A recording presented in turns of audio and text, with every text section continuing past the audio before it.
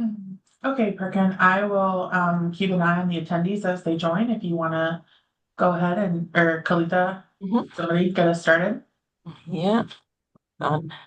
Alrighty. Good morning, everyone. My name is Kalitha Brown. I'm the Chief Advancement Officer here at Generation Power, formerly known as Operation Fuel. And I'm very excited to welcome you all here to our first luncheon. Well, correct that, second lunch and learn. We had our first one yesterday, Q&A session.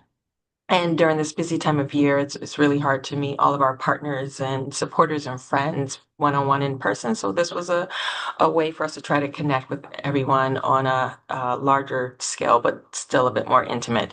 And you can ask all of your burning questions to us.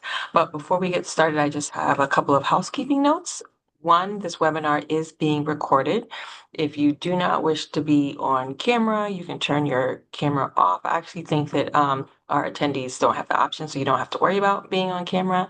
And you can submit any questions in the Q&A chat box, which brings me to my second note, which is that if you do have questions, please type them in the Q&A box. We will be monitoring it throughout the session and address your questions as we go along. And yesterday we did have some folks unmute their mics also and ask that way. So we're very open and flexible and want you to feel welcome and comfortable here. And now I'll kick it over to our CEO, Perkin Simpson.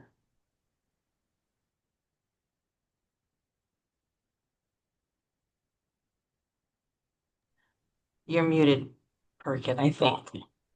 Yes, I am muted. So thank you, Khalifa. Just good morning to everyone who's on the call. I'm glad that everyone can join. Happy holidays to everyone. First, I guess a little bit about myself.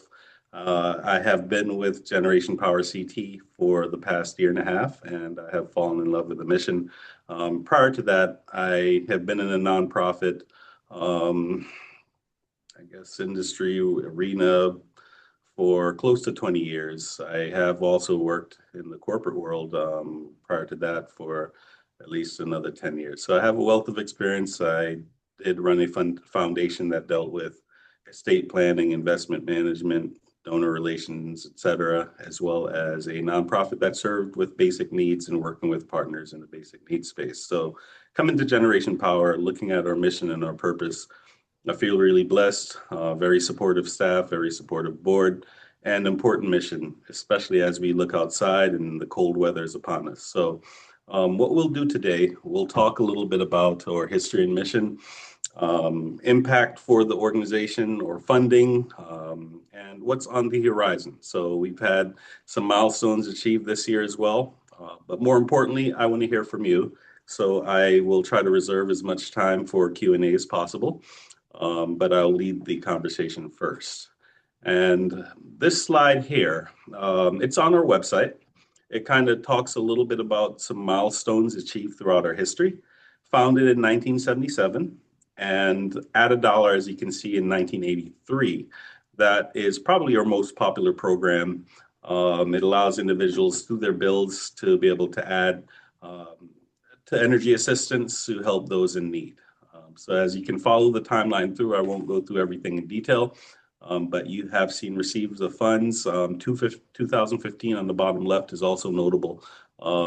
We get a good stable income from that source to be able to provide energy assistance. So that's there. And then 2020, there are other sources of revenue that aren't always as dependable, but they're there that allow us to serve and meet more needs.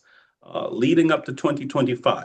So on the bottom right, as many of you know, we have rebranded. And I just want to clarify and talk a little bit about the rebrand. We are still Operation Fuel. So Operation Fuel is our legal name still. We are doing business as Generation Power. And why that's important, it keeps our DNA. We have rich history and the preservation of the name in terms of the legal entity stays there. It also is important to donors and supporters and contracts that are in place. So if a donor, let's say, has Operation Fuel in their will or as a beneficiary designation, that can remain. It doesn't get impacted. They don't have to change the name to Generation Power CT. And likewise with a lot of org, legal contracts. It just allowed less disruption. And also, again, the main important thing, understanding the DNA that we were born to assist, and that helps keep that in place.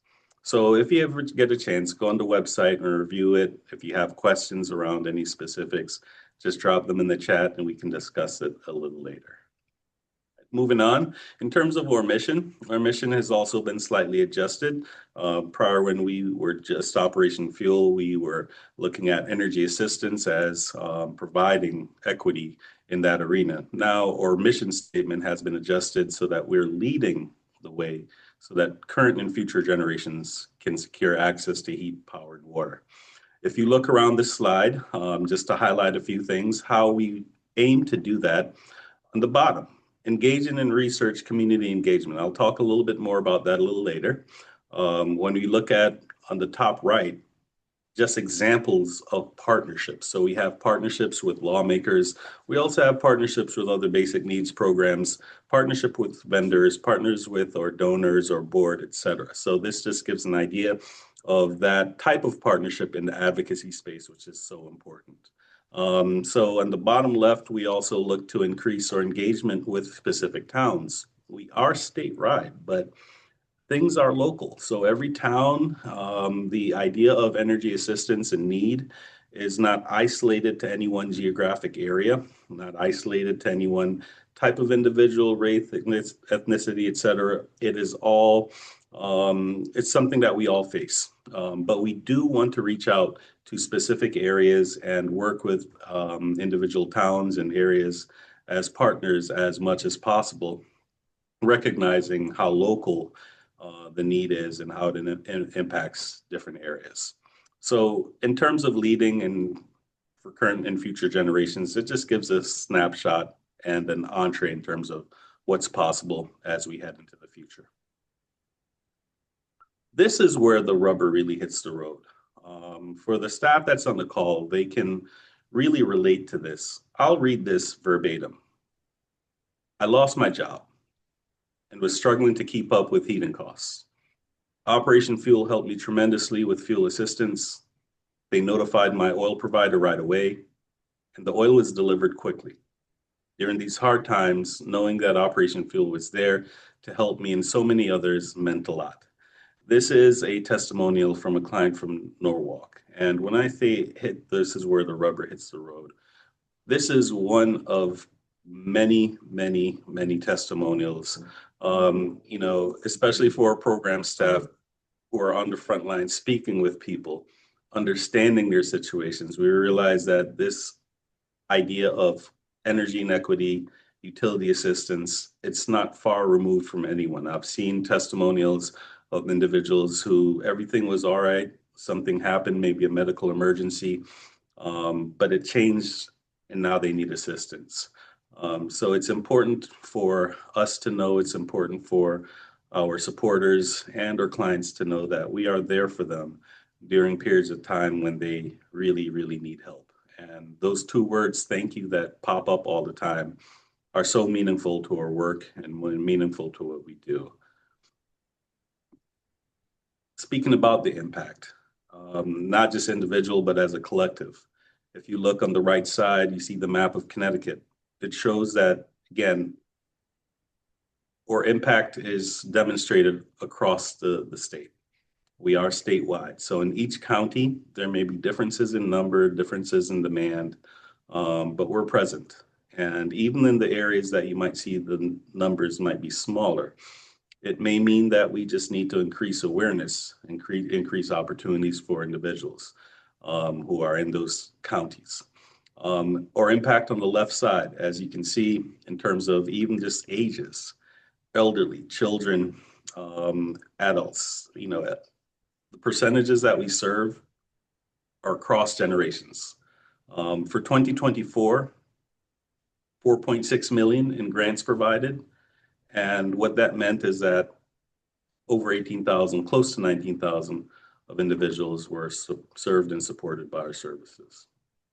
Forward into 2025, and just to clarify the year, we operate on a fiscal year from July 1st through June 30th. So impact for 2025 is from July 1st, 2024 through June 30th of 2025. So our numbers really are consistent each year. The demand is growing. So even though the numbers might seem consistent, we are able to provide assistance until the money runs out. But it doesn't necessarily show how many people are calling in because more are calling in each year. Our programs used to last for the entire year when it comes to energy assistance. Right now, they're open for a few months of the year because the funds are limited, but the need is great. So this is just another measure of our impact translated over into the year 2025. How we fund and our stewardship is also very important. We are blessed to have strong partners. On the left side here, where our money comes from, the blue, we call it government, but that is that 2.1 million that we spoke about in the timeline. And that is from ratepayers that provide funding for our energy assistance programs. So that is the lion's share and the most stable of our sources. On the light blue, you might see Pura. We talked about diversifying revenue streams to be able to support the mission. There are certain times when notices of violations occur and monies may be awarded to expand our work, expand our efforts in the energy assistance space. Foundation grants in the green that you may see on the left, that 12%. We are also active in terms of finding sources of revenue on our own to help support our mission. And this may be through foundations, corporations who have granting programs that align with our mission. Add a dollar, I had mentioned also on the timeline, is an opportunity where individuals can give from their bill, whether it be $1, $2, $5 or more. It accounts for 7%.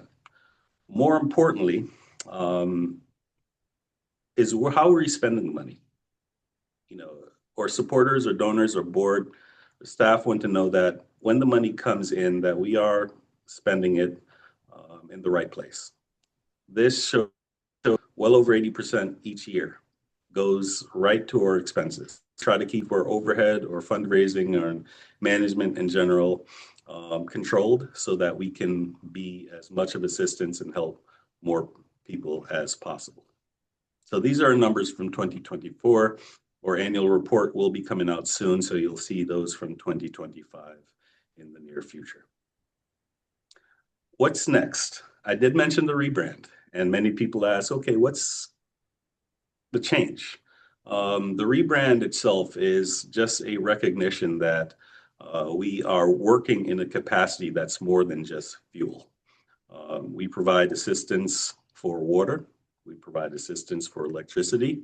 We provide assistance for all type of fuel, even wood, even pellet stoves on occasion. So it's a recognition of living in that space. I am a proponent of understanding the history of any organization. And I look back and monies that have been provided to Operation Fuel in the past have funded programs that support homelessness, that support businesses. Some of those programs are no longer existing, but it does show that we have gone and worked in other spaces. We have also done research with partners or on our own. So the idea of Generation Power CT, the change in the name is a recognition that we are serving in different areas, but it's also important that we preserve the foundation. The foundation of our organization is energy assistance. People will always be in need. So we're finding new ways to work more efficiently and effectively. So for example, this year, we published 4 application cycles, where in the past it used to be 2. And we were also able to give advance notice. So even in September, a client or supporter or donor who's interested in knowing when our application cycles are open, we're able to see that we're open in September. We're open in November. We will be open again in January, between January 2nd and January 9th, as well as March. This has allowed individuals to be able to plan, where in the past it was pretty reactive in terms of when they received the notice that application cycles were open. So it also helps our clients to learn how to use other services, other benefits in conjunction with the services that we provide and the relief that we provide. So we want to preserve that. We also be looking to see how these changes work in terms of benefiting the client and keeping that as a bottom line, making the lives of our clients easier, providing assistance in that space. So this will never go away, and this will always be a foundation on what we will build on. Increasing awareness. So that's also part of what's next. I mentioned advocacy. We have put more dedicated efforts in advocacy, and we have a strong programs and policy area. They were even down in the legislative office building today. And the work with lawmakers is important. The need to that discussion on the forefront is important. I mentioned earlier a little bit about research. We hope to dive into research, provide more information about or impact around the need of energy equity and energy assistance, and also connecting with the community. We want to be there. So we've actually started more initiatives, more engagement, intentional engagement, going to different events that are held throughout towns and cities. And we just want the public and the general state to know that we're here, and we're here to support, and we're here to be a strong partner. What's next? So beyond or energy assistance, the question that I have is, after we provide relief for that one time, in what other areas can we work to help ensure that next year their bill isn't sky high, meaning our clients? So we have, again, worked in capacities, as you've seen on the left, systems maintenance and improvements. We had some funding come from an outside source that we were able to work with neighborhood housing services and provide new boilers, et cetera. That helps keep people's bills down, because an inefficient system, even after you give assistance, it doesn't change the bill. The bill can be, again, sky high the next year. Second is weatherization. So there are partners throughout the state, Energize CT. There is a program called Home Energy Solutions. The idea here, I said to the group yesterday, my father used to say when I would open the door, "Are you trying to heat outside?" So if you get assistance, again, if there are home gaps in the home, if there are areas that are inefficient, that money just goes out the window. And also education. How do you educate individuals, not only on the impact that we make, but how can you make your home more efficient? What practices can you have? Partners that work in so many different spaces to help improve people's lives. So we hope to use our power to convene and bring in things that are cross-relational, because it's not just about energy where people say, okay, I have everything covered but my heating bill. Or clients are facing decisions each month around different areas of life. So that means we have to partner and provide education where we can around different areas. So that's what's next in terms of making that transition from just fuel only, leveraging the history and understanding that we have worked in other areas, and formalizing that type of program. This also lends to areas for support. I'm a big fan of fund development for a couple of reasons. It creates clarity for how support is received and how it is used. So in line with what we've talked about, utility assistance on the left will always be a part of our DNA. The Utility Assistance Fund is just another way to recognize that we live in that space and ensure there are donors that say, I want my funds, I want my support to go in this area. Right now, that is really the main programming that we have, so that has not changed. But in the future, as we expand, this provides a path to ensure that it goes in line with those donors who want their funds there. And when it comes to forward-looking things in terms of research and education and different programs, the Empowerment Fund gives us a little bit more leverage and opportunity to get support and garner support in other areas that we may expand into. All right, with that said, I promised I'll try to keep it short. Let me see how I did on time. About 20 minutes, so hopefully everyone's still awake with their lunch. So I'll open up now for any questions that individuals might have, whether in the chat or if anyone wants to unmute and just speak that way.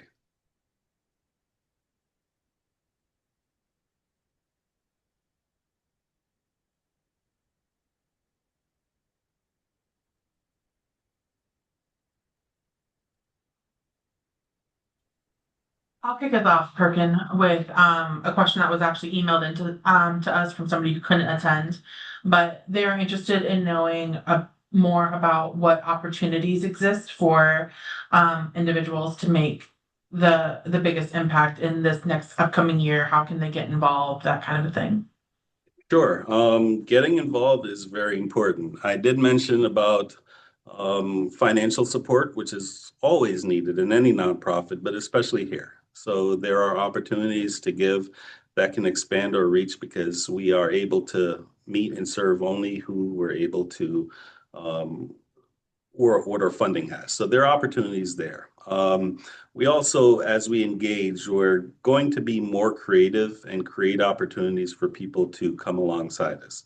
For example, I mentioned that we have gone to community events and we've gone where we even may have a table at the Hartford Marathon.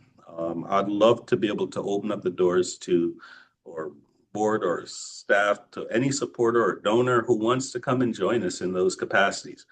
In terms of partnering, I also look at amplifying the voice. So right now, our next application cycle comes and is opening in January 2nd.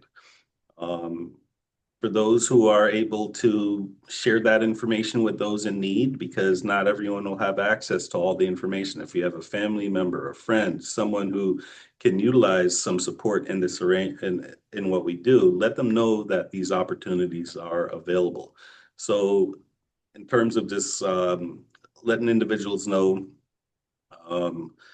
we're going to just open doors for more involvement as well. So keep an ear out, but those are the main areas right now. Financially, letting individuals know, increasing the awareness of the services that we have, and you'll see more opportunities to engage even directly with us as we become more creative in that space.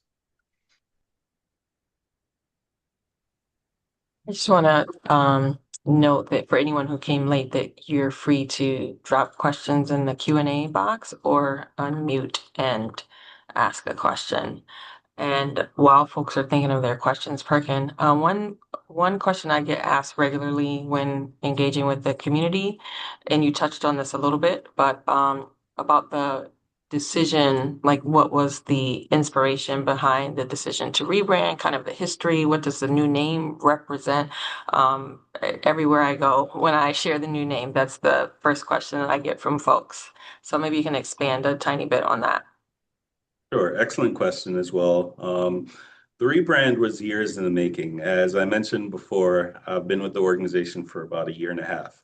So coming in as the new CEO, I understood that the conversation in terms of changing the name was occurring for at least another 1.5 years, 2 years prior. And like many, my first reaction was, I love the name Operation Fuel. Why are we changing it? So I'm actually glad that we took the course where the Operation Fuel name is still our legal name. Generation Power Connecticut is what we do business as. So our DNA remains the same. In terms of what it means initially, there are no changes. So the same services, the same support that we have given as Operation Fuel, we still do that. So our mission or purpose hasn't varied and hasn't strayed. That will always be a foundation of what we do. The Generation Power CT is a recognition that even in the capacity that we work in currently, it is more than fuel.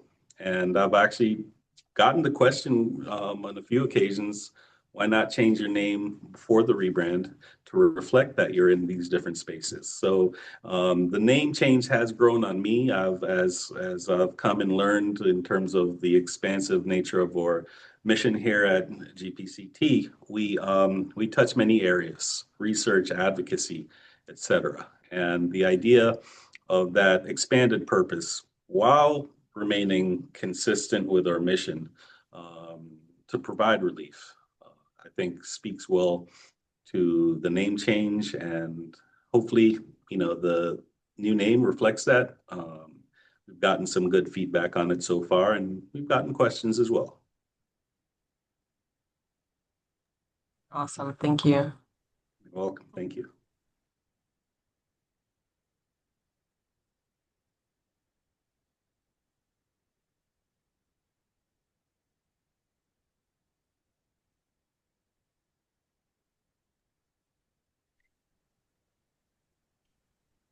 Perkin, I'd have another question for you, just to kind of back off of Kalitha's question.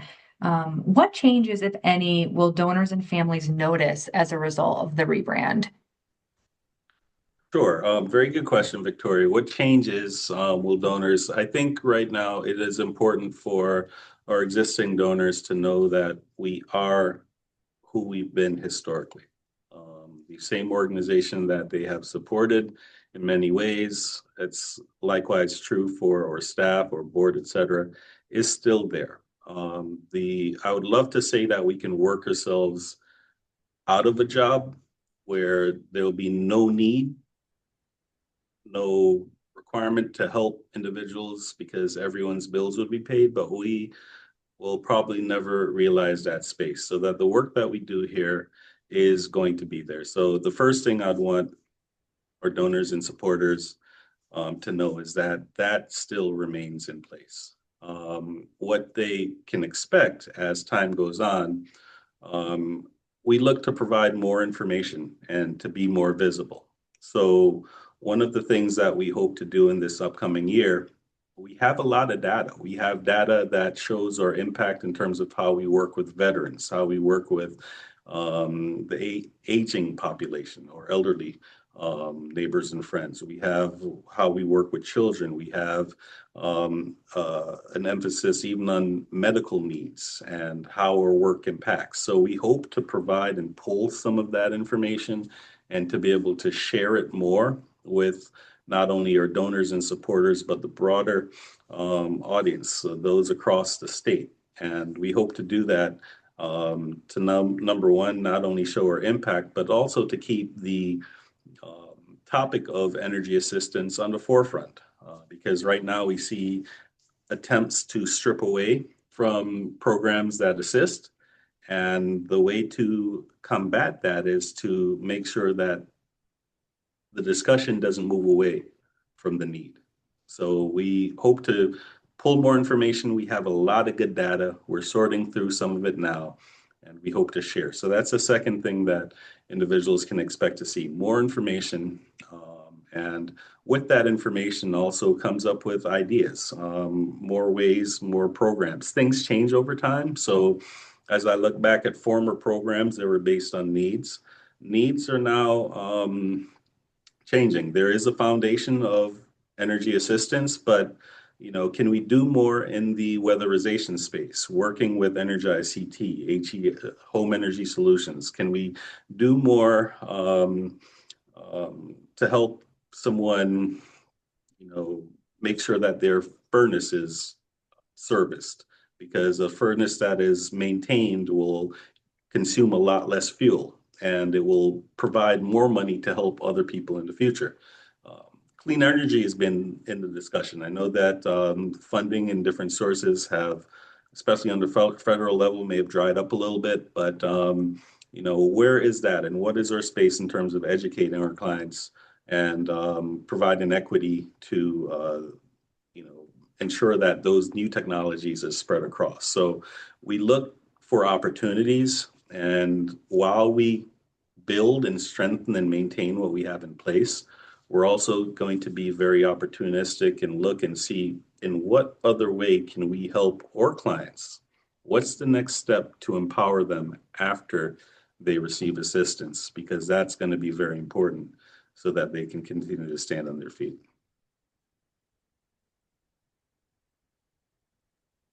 Thank you, Perkin. That was really helpful. Thank you.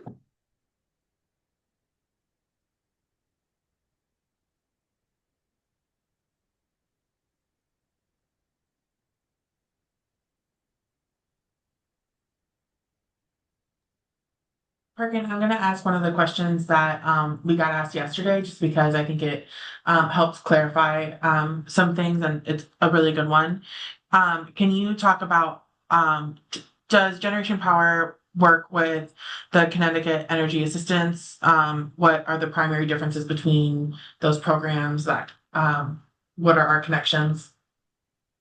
Sure. That is a very good question. I'm not an expert on the other programs, but Connecticut Energy Assistance Program, so many call it CEAP, is another utility assistance program that is very similar to ours. The main difference, I think, is the level of income that is served.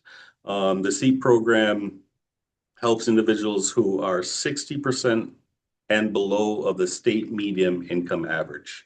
What we found is that over that, people are still in need. So there's this little window above where individuals may make too much to qualify for that program, but they are still in need. So our programs are generally serving individuals up to 75% of the state median income. So we are able to serve a slightly different population. Where that reflects is, we see a lot of homeowners. Approximately half of the individuals that that are our clients are homeowners, about half are renters. You know, it's in every town, so I think that's one of the main differences there. There are also some timing differences, as well as CEAP is a federal program. We are not federal, so we don't really take any federal funding, or the funding that we receive federally is very, very minimal. So our sources of funding are a little different. So those are the main differences. And we also, speak with our clients in terms of being able to navigate through both, because we recognize that help is needed across the board, and we look at them as a strong partner, but they are different. They're different programs.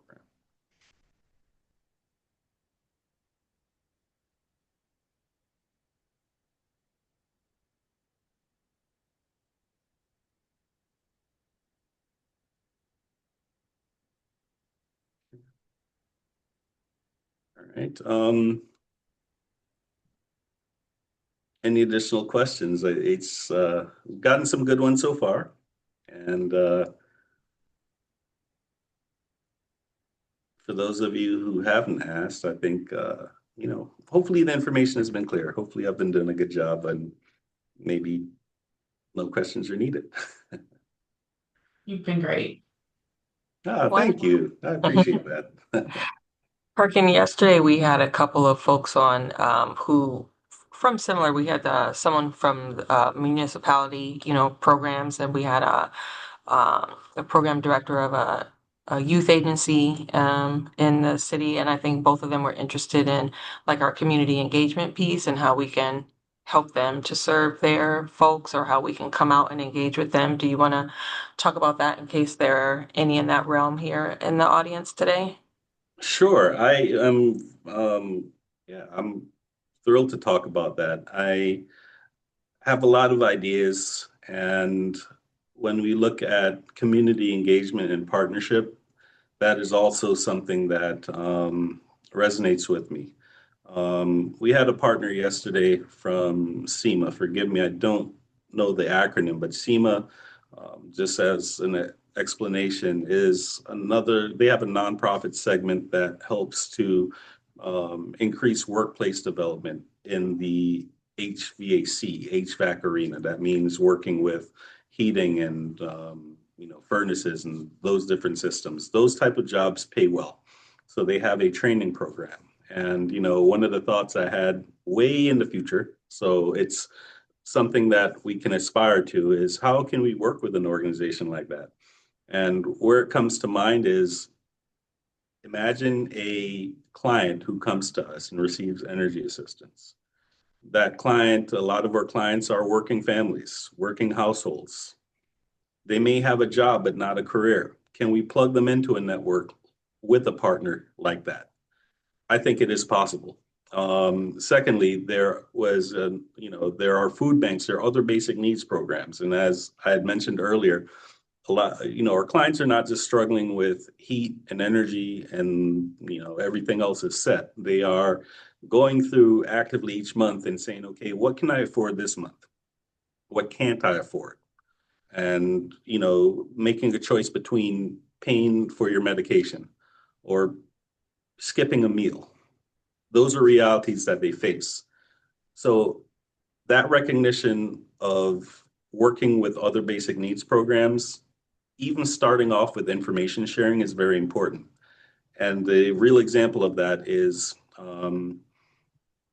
if we go to a food bank, can we provide information around Generation Power CT at that food bank to let people know when our application cycles are open? So as the food bank assists them, they can know that they have other areas in need, other ways to engage. And likewise for us, when we serve a client and the client is approved, or even in some cases, if they weren't approved, whether or not we ran out of funding or for some other reason, letting them know that assistance is provided in other areas through other partners is also important. So that type of engagement is not just for us to get to know ourselves in the community and for neighbors and friends, but it's also to connect with other organizations that are serving the needs of the same households, same families in different areas, and knowing that we can work much more effectively together than to work in silos. Thank you for that. You're welcome.